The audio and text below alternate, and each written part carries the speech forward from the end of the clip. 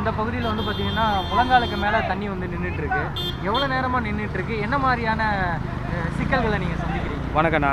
வருஷம் இதை தான் சந்திக்கிறோம். மழை வெள்ளத்தால் சென்னை மாநகராட்சியும் சரி கவர்மெண்ட்டும் சரி எல்லாருமே நல்லா பணிபுரிகிறோம். மழை டைம்லையும் சரி மற்றபடி வெயில் டைம்லையும் சரி நல்லா வேலை செய்கிறோம். பட்டு இப்போதைக்கு நாங்கள் மழை வெள்ளத்தால் இப்போதைக்கு பாதிக்கப்பட்டுறோம். அதுதான் கொஞ்சம் அரசாங்கம் கொஞ்சம் கால்வாய்ங்க மற்றபடி தண்ணி போகிற வசதிங்க எல்லாத்தையும் ரெடி பண்ணால் கொஞ்சம் உதவியாக இருக்கும். ஏற்கனவே இது மாதிரியான தண்ணி வந்து தேங்காத மாதிரியான வசதிகள் எல்லாம் பண்ணியிருக்கு அப்படின்னு அரசாங்கம் பண்ணியிருக்கு கண்டிப்பாக பண்ணியிருக்கு. அது அரசாங்கத்தில் குறை சொல்லக்கூடாது. மற்ற காவல்துறையும் பணிபுரிகிறோம், கொஞ்சம் உதவியாக இருக்கும். பொதுமக்களும் கொஞ்சம் தகுந்த அளவுக்கு நாங்கள் என்னென்ன முடிவு பண்ணுறோமோ அதுவும் முடிவு பண்ணுறோம். கொஞ்சம் உதவியாக செய்கிறோம், அவங்களுக்கு கூடிய உதவி செய்கிறோம்.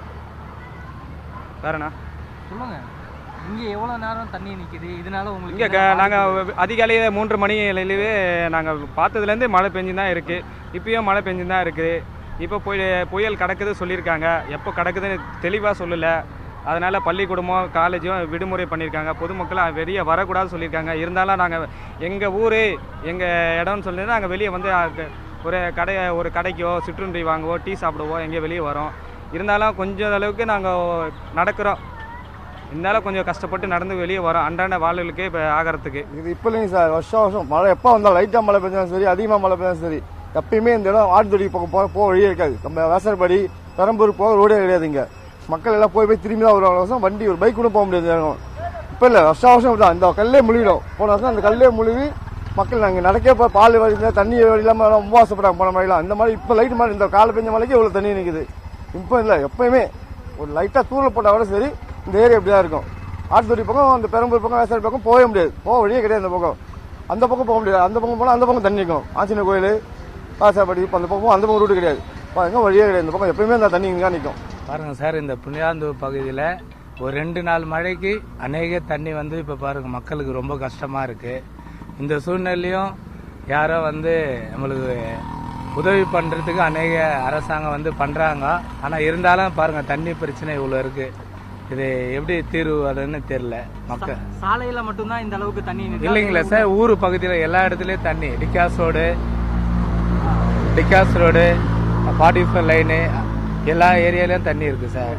இந்த தண்ணி தேங்கி நிக்கிறதுனால வேற என்னென்ன பிரச்சனைகள் நீங்க சந்திக்க வேண்டியது? எதையுமே ஒரு கடையில போய் வாங்க முடியாது, பால் கிடைக்காது, கொஞ்சம் அநேக இதெல்லாம் கஷ்டமா இருக்கு. அவ்வளவுதான். தேவைக்கு முட்டி அளவுக்கு இருக்கு சார் இதுக்கு வரைக்கும். அதுக்கு உள்ள போனீங்கன்னா இடுப்பு அளவு இருக்கு. டிகாஸ் ரோடு பகுதி போனா இடுப்பு அளவு இருக்கு. போலீஸ் ஸ்டேஷன் பக்கத்துல சேவை மையம் இருக்கு. அது கீழே டைனேஜ் டோர் ஓப்பன்ல இருக்கு. நாங்க போலீஸ் ஸ்டேஷன் 2 போலீஸ்காரங்க நிக்கிறாங்க. அவங்க கிட்ட சொல்றேன், சார் அங்க ஓப்பன்ல இருக்கு சார். நான் என்ன பண்ண சொல்றீங்க அப்படி கேட்கறாரு அவர். இப்ப கூட ஒருத்தர் விழுந்துட்டாரு. அதுல விழுந்து கைத்தோலும் முழுவிச்சு, கை குத்து தூக்கி விட்டாங்க 2-3 பேர். ட்ரைனேஜ் குழிக்குள்ள விழுந்துட்டாரா? ஆமா, ட்ரைனேஜ்ல விழுந்துட்டாரு அவரு. அந்த போலீஸ்காரங்க எந்த ரெஸ்பான்ஸும் இல்லை, சும்மா நின்றுட்டு தான் இருக்காங்க தவிர போய் எந்த ஹெல்ப்பும் பண்ண மாட்டாங்க. அட்லீஸ்ட் செடி கிடியாவது வெட்டி அங்கே வைக்கலாம், ஏதாவது ஆளை போடலாம் பாதுகாப்புக்காக, அது கூட போட மாட்டேன்றாங்க. போலீஸ் ஸ்டேஷன்ல இருந்து அந்த ட்ரைனேஜ் குழியானது எவ்வளவு தூரத்தில் இருக்கு? மிஞ்சி போனாக்கா ஒரு 25 அடி தூரம் தான் இருக்கும். பக்கத்தில் தான் இருக்காங்க. அங்கே தெரிஞ்சுக்கலாம், ஒரு போர்டு இருக்குங்க பாருங்க, திருமாவளவன் பேர் இருக்கு அங்கே, அது எம்பின்னு போட்டிருக்கு. அது பக்கத்தில் கீழே ஓப்பனில் இருக்குது. ஒரு பெரியவர் விழுந்துட்டாரு, 2 பேர் சேர்ந்து தூக்கி விட்டாங்க.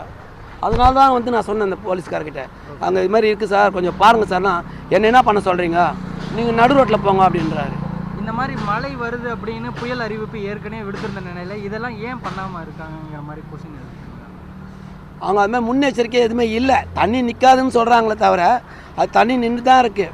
அவங்க பண்ணுற வேலை பண்ணி தான் இருக்கும், தண்ணி நின்று தான் இருக்கும். மற்றபடி இதுக்கெல்லாம் வாய்ப்பே இல்லை. யாரும் அந்த அளவுக்கு இறங்கி வேலை செய்யலைங்க. வேற என்ன மாதிரியான இடர்பாடுகளை நீங்கள் சந்திக்கிறீங்க? ஃபஸ்ட்டு நம்ம நடந்து போகிறதுக்கு வழி விட்டு தான் போதும், அதுவாக அட்ஜஸ்ட் பண்ணி போகலாம். எல்லாத்துலையும் டைனேஜ் ஓப்பன்லேயே இருக்குது, அதை யாரும் பார்க்க மாட்டேன்றாங்க. மெயின் நம்மளுக்கு அதுதான். போகிற வர வழி நல்லா இருந்தால் போதும். செய்திகளை உடனுக்குடன் தெரிந்து கொள்ள உடனே சப்ஸ்கிரைப் பண்ணுங்க.